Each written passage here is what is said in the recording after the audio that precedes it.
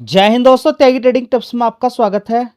दोस्तों, इस वीडियो के अंदर हम बात करने वाले हैं 3 से 4 शेयर के बारे में। सबसे पहले हम यहां पर बात करते हैं ओलेक्ट्रा ग्रीन टेक। तेजी बनी है 8% की। अचानक कंपनी ने जो बोला है, एक्सचेंज को जो बताया है कि वॉल्यूम बढ़ने की वजह से सारी चीज़ें देखने को मिल रही है। देखिए, वॉल्यूम बढ़े, लोगों का माइंड सेट, स्टॉक मार्केट के अंदर जो लोग काम करने वाले हैं उनका माइंडसेट कैसे होता है, ध्यान से सुने। कैसे? जैसे कि अभी ये लड़ाई चल रही है, तो लड़ाई चलने में किन कंपनियों का फायदा देखने को मिल सकता है। अब ये लड़ाई चलती है तो लड़ाई में क्या हो रहा है, ये क्या हो रहा है। देखिए, लड़ाई चलेगी, कोई दिक्कत नहीं है। ईरान, इजराइल और अमेरिका अगले 1 साल तक लड़ाई करते रहें, कोई दिक्कत नहीं। दिक्कत सिर्फ एक चीज़ की है कि क्या गैस, अरब कंट्रीज से गैस आएगा क्या नहीं आएगा। देखिए, होता क्या है कि इजराइल और अमेरिका ईरान पर अटैक कर रहे हैं।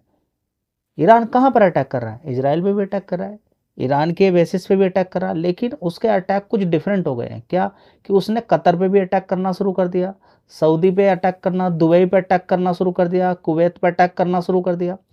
चलिए, अटैक कर दे, कहाँ पर? अमेरिका के प्रॉपर्टी पर चलेगा। लेकिन उसने गैस पर अटैक करना शुरू कर दिया, गैस के इंफ्रास्ट्रक्चर पर, गैस रिफाइनरी पर, तेल रिफाइनरी पर अटैक करना शुरू कर दिया।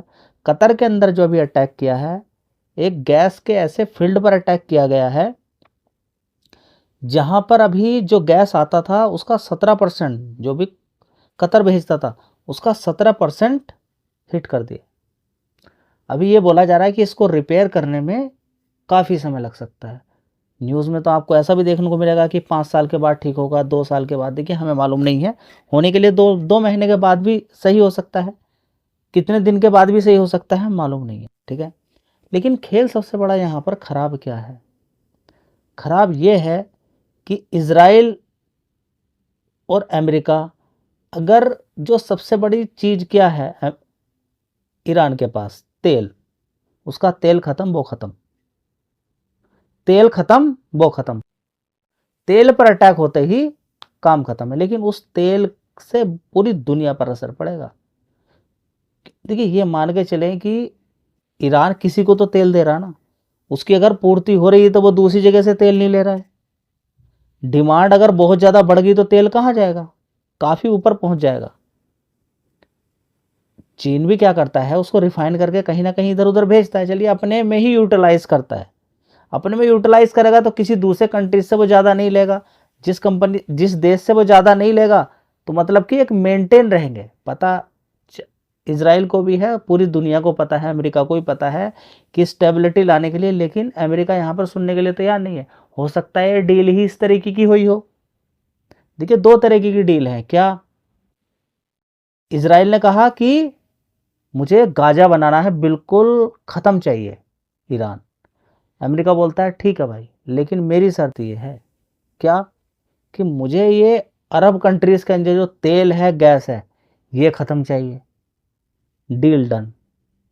उसको समझ में आ गया कि हम अगर ईरान पर अटैक करते हैं तो वो इजराइल पर अटैक करने में अपने ज़्यादा गोलों को बर्बाद नहीं करेगा, वो कर भी नहीं सकता है।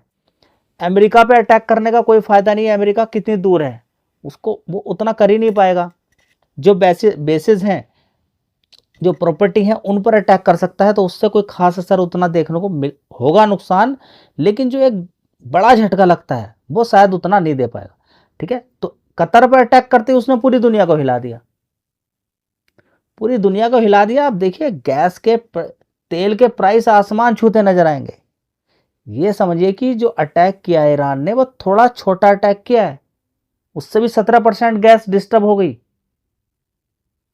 देखिए, अगर होर्मुज का रास्ता, उसको मालूम है कि आने वाले टाइम में और दूसरे कंट्रीज आके होर्मुज का रास्ता खुलवा लेंगे। अब उसको कंडीशन चाहिए, या तो होर्मुज का रास्ता खुले तो उसको टैक्स मिले। अब उसको पैसा, देखिए नुकसान तो हुआ है जबरदस्त, ईरान का बड़ा नुकसान हो गया है। अब वो कवर कहां से करेगा? ये तेल से। या तो तेल सुरक्षित चाहिए उसको, अगर तेल यहां से हिट हुआ तो वो तो खत्म है, बचेगा ही नहीं। उसने दुश्मनी और ले ली अपने आसपास से। ईरान को ये, अब जो टॉप लीडर थे, जो समझदार थे उनको एक एक करके इजराइल मार रहा है। ऐसा नहीं कि ईरान बहुत ज़्यादा मजबूत है। देखिए न्यूज़ के अंदर आपको लग रहा है कि ईरान मजबूत है, ऐसा नहीं कि उसके पास मिसाइल गोला बारूद नहीं है, लेकिन डिफेंस उसका कमज़ोर है, क्योंकि उसको ऐसा लगा, देखिए डिफेंस सिस्टम मजबूत होना चाहिए, क्योंकि दूसरे देश पर अटैक करना है, साथ में जो अटैक होगा उसको भी तो रोकना है। वो अपना अटैक नहीं रोक पा रहा है ईरान। कोई सी भी मिसाइल जहां पर भी उसको मारनी है, इजराइल अमेरिका वहीं पर मार दे रहे, वो नहीं रोक पा रहा है। लेकिन हाँ, उसने अभी जो पहले उसको मालूम था कि ऐसा आने वाले टाइम में होगा, इजराइल की जितनी मजबूत इजराइल है वो आने वाले टाइम में धीरे धीरे हमास के बाद, ठीक है, धीरे धीरे बढ़ता हुआ ईरान की तरफ ही आएगा। और इजराइल और ईरान आप समझ सकते हैं, उसको मालूम है कि मेरे ऊपर अटैक किसने करा है, इजराइल को। वो इजराइल को मालूम, ईरान को मालूम है कि मेरा दुश्मन कौन है। ये दोनों हैं बड़े दुश्मन। अब समस्या की जड़ ये है कि इजराइल तो ठोकेगा ईरान को, कुछ भी हो जाए, ठीक है, लेकिन ईरान इजराइल को ठोकने की बजाय वो ठोक रहा है कि पूरी दुनिया पर असर पड़े इस चीज का, और इसका कोई सॉल्यूशन निकल कर आए। आप समझ रहे हैं यहां पर सारी बातों को? जी हमारी कुछ भी समझ में नहीं आ रहा।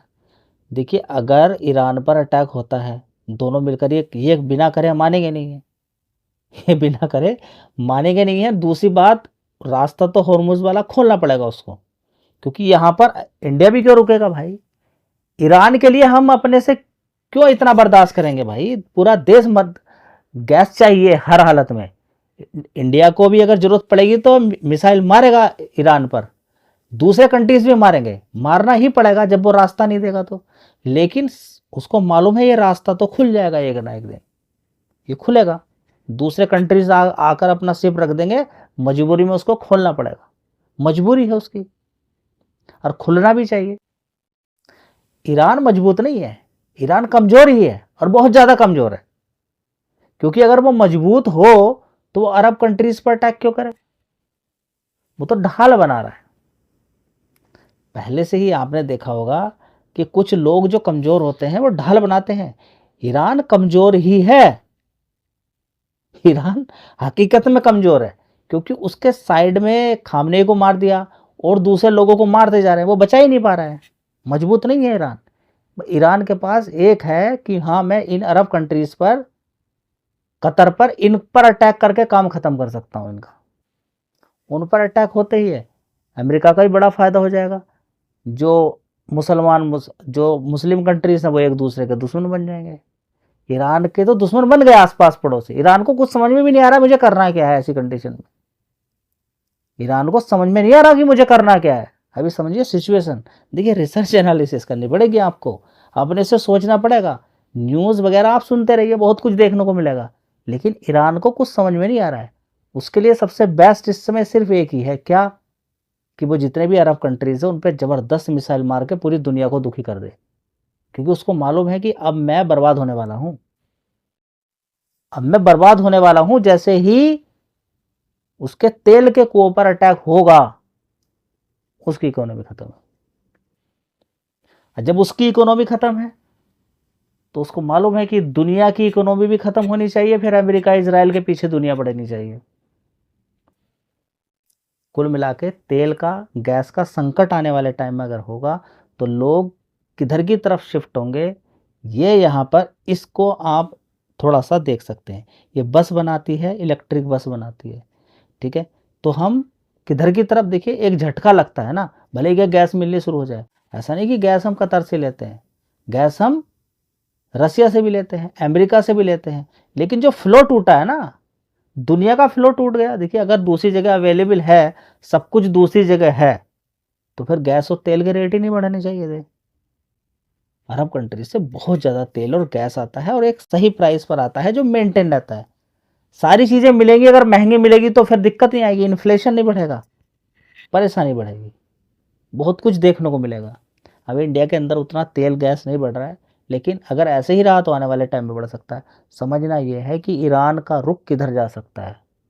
इजराइल ने अगर अटैक कर दिया उसके तेल के कुएं पर, तो आप समझिए कि क्या होने वाला है। जी क्या होने वाला है, वो सीधा कतर पे मारेगा, दूसरे कंट्रीज़ पे मारेगा, उनके गैस पर और तेल रिफाइनरी पर ही अटैक करेगा। और ये अगर ये देखिए ज़बरदस्त अटैक हो गया, कतर पर अगर ज़बरदस्त अटैक हो गया और 1 साल के बाद या 6 महीने के बाद रिपेयरिंग होती है, तो उस बीच में कंट्रोल करना बड़ा भारी पड़ जाएगा। समझिए, इंडिया के अंदर गैस का बड़ा काम है। लेकिन ये नहीं कह सकते कि हम गैस सिर्फ वहीं से लेते हैं। हाँ, महंगी हो जाएगी गैस दूसरी जगह से लाने में, अमेरिका से भी आ सकती है गैस, दूसरे देशों से भी आ सकती है। लेकिन बात वही है कि जो वहाँ से आ रही थी वो रेट, साथ में रेट का भी सबसे बड़ा खेल है, ट्रांसपोर्ट का बड़ा खेल है, तो अभी कुछ कहा नहीं जा सकता है। ये जब देखिए मुद्दे के लिए भी इस पर तो विचार किया जाएगा कि होर्मुज का रास्ता खुले, लेकिन होर्मुज का रास्ता खुलेगा, ईरान को मालूम है कि ये रास्ता खुलेगा, उससे पहले पहले मैं क्या करूं। रास्ता खुल गया तो उसका खेल खत्म हो गया, उसकी तो पिटाई हो गई वैसी काफ़ी ज़्यादा, उसको तो बड़ा नुकसान देखने को मिला। इजराइल का भी नुकसान है, अमेरिका का भी नुकसान है, लेकिन अमेरिका इस नुकसान की भरपाई कर लेगा। तेल, अगर उससे तेल लेना शुरू करेंगे, इंडिया ने तो गैस लेनी शुरू कर दी उससे, बताइए ना फिर ईरान का क्या होगा। ईरान के तेल पे भी अटैक हो गया तो फिर तो खत्म हो कहानी उसकी। समझ में आता ही है। तो लोग इलेक्ट्रिक व्हीकल की तरफ अगर जाएंगे तो इलेक्ट्रिक व्हीकल में आप देख सकते हैं यहाँ पर शेयर के अंदर कितनी अच्छी खासी तेजी देखने को मिली है। दोस्तों अगला शेयर है ओला इलेक्ट्रिक मोबिलिटी लिमिटेड। तो एनर्जी से रिलेटेड जो भी शेयर्स हैं उन पर आप थोड़ा सा ध्यान लगा सकते हैं। देखिए गैस और तेल प्रॉपर अगर नहीं आएगा तो ऐसे शेयर के अंदर जो दिक्कतें परेशानी थी, अभी डिमांड बढ़ेगी तो आप समझ सकते हैं क्या चीज़ें देखने को मिल सकती है। यहाँ पे आप देख सकते हैं। दोस्तों अगला शेयर है गुजरात मिनरल्स। सेमीकंडक्टर चिप के लिए मिनरल्स की रिक्वायरमेंट हमेशा बनी रहती है, बैटरी से लेकर सभी तक सभी चीज़ों के लिए। तो इस कंपनी की तो देखेंगे पिछले 5 साल में आप देखिए कभी बीच बीच में गिरावट के बाद ऊपर ही शेयर जा रहा है। एक महीने में कितना दिक्कतें परेशानी चल रही है शेयर्स के अंदर, एक गिरता है फिर खड़ा हो जाता है। पॉजिटिव ही है 2% और 5 दिन के अंदर 9% की तेज़ी इसके अंदर देखने को मिल रही है। तो दोस्तों लोगों का फ्लो देखिए आप, ओलेक्ट्रा ग्रीन टेक जिसके बारे में हम चर्चा कर रहे थे, अभी देखिए कितनी तेजी बनी है, 24% की तेजी शेयर के अंदर बन गई है। तो लोगों का मूड किधर की तरफ जा रहा है युद्ध के बाद, देखिए आप, ध्यान लगाइए कि आगे कहां पर पैसा बन सकता है। दोस्तों एथर एनर्जी के शेयर के अंदर देखिए 8% की तेजी देखने को मिल रही है, एक महीने में देखिए 20% की है, 5 दिन के अंदर 15% की है। ठीक है, तो आपको समझ में आ रहा है कि जब गैस की तेल के रेट बढ़ेंगे, गैस के रेट बढ़ेंगे, जब महंगी चीज़ें मिलेगी तो बढ़ेंगे तेल, तो लोग किधर इलेक्ट्रिक व्हीकल की तरफ बढ़ते हुए नजर आएंगे। अब जब इलेक्ट्रिक व्हीकल की तरफ बढ़ेंगे तो चाहिए पावर, खाना भी अभी लोग बनाना शुरू करेंगे, तो आपको पावर सेक्टर वाले शेयर्स पे भी नज़र आपको बना के रखनी चाहिए, पावर कंज्यूम होनी ज़्यादा शुरू हो। दोस्तों आइनॉक्स बिंड को आप देख सकते हैं पिछले 5 दिन में, एक महीने के चार्ट पैटर्न में तो गिरावट है, लेकिन फिर भी रिकवरी यहाँ पर देखने को मिल सकती है। दोस्तों आपका फोकस कोल इंडिया लिमिटेड पे भी होना चाहिए। 5 दिन की बात करें, एक महीने की बात करें तो देखिए तेजी है। अब इनके अंदर पिछले एक महीने से बहुत सारे शेयर्स के अंदर गिरावट है, इनके अंदर ही तेजी क्यों है, ध्यान लगाइए ना, ये सारी चीज़ें आपको देखनी चाहिए। देखिए गैस की दिक्कत होगी, गैस नहीं होगी तो लोग किधर शिफ्ट होंगे, खाना तो बनाना है उनको, उन्हें बिजली से मतलब नहीं है। इंडक्शन चूल्हा चूल्हा चलेगा तो गैस की रिक्वायरमेंट, इलेक्ट्रिक व्हीकल इलेक्ट्रिसिटी चाहिए, और गर्मी तो वैसे पड़ेगी पड़ेगी। बड़ी बड़ी इंडस्ट्री के अंदर भी गैस की रिक्वायरमेंट है, किधर की तरफ शिफ्ट हो जाएंगे सब, इलेक्ट्रिक व्हीकल की तरफ। किसकी तरफ शिफ्ट होंगे, इलेक्ट्रिसिटी की तरफ। दोस्तों अगला शेयर है टाटा पावर। देखिए आप 5 दिन के अंदर देखिए, एक महीने के अंदर देखिए आप, लोअर लेवल से देखिए यहाँ पर 365 रुपये से कितना पैसा बना के दिया है, 10%। तो आपने देखा जैसे जैसे गैस की तेल की किल्लत शुरू हुई, पावर सेक्टर वाली कंपनियों के अंदर अचानक ही उछाल देखने को मिल गया। लोगों ने, आप देखेंगे इंडक्शन बहुत ज़्यादा, आप न्यूज़ वगैरह में देखते होंगे इंडक्शन की बहुत ज़्यादा बिक्री शुरू हो गई है। ठीक है, तो जो ये न्यूज़ है अभी की, जो ईरान ने अटैक किया है कतर पर और 17% तक जो गैस वो एक्सपोर्ट करता था वो अभी बाधित है, और वो बाधित ये नहीं कि एकदम रिपेयर हो जाएगी, उसमें समय लगेगा। न्यूज़ में तो अलग अलग चीज़ है, देखिए वो पर्टिकुलर अभी डिसाइड नहीं हो पाना है कितना समय लगेगा, कितना नुकसान हुआ है ये कतर ने बोल दिया है। वो कतर ने बोला कि इस युद्ध को जल्दी से जल्दी ख़त्म करें।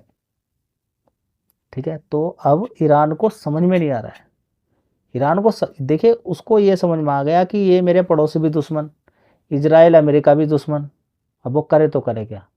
उसके हाथ में एक है कि मरता क्या नहीं करता, वो मारेगा फिर दोबारा से इन इन कंट्रीज़ पर, इन कंट्रीज़ पर फिर मारेगा। फंस गया ईरान, जो फंस गया है तो उसको मालूम है मुझे क्या करना है, उसको बस इन अरब कंट्रीज़ को नुकसान करना है, इन तेल को, ताकि दुनिया पूरी तबाह हो जाए और लोग दिक्कत में चले जाए। अगले 15 दिन ही नहीं झेल पाएगी कोई दुनिया। ठीक है, तो इस पर आप विचार करें। रिकमेंडेशन कुछ नहीं है, सारी चीज़ें नॉर्मल अगर होती हैं, तेल अगर आता है, क्योंकि तेल दूसरी कंट्री से भी आ सकता है, गैस भी आ सकता है, इंडिया के अंदर भी गैस का प्रोडक्शन होता है, लेकिन हम 60% से भी ज़्यादा गैस हम बाहर से ही मंगाते हैं। रिकमेंडेशन कुछ नहीं है, तो थोड़ा लॉजिकली ये बात की गई है। लॉजिक भी तब तक रहेगा जब तक की सिचुएशन है। धन्यवाद।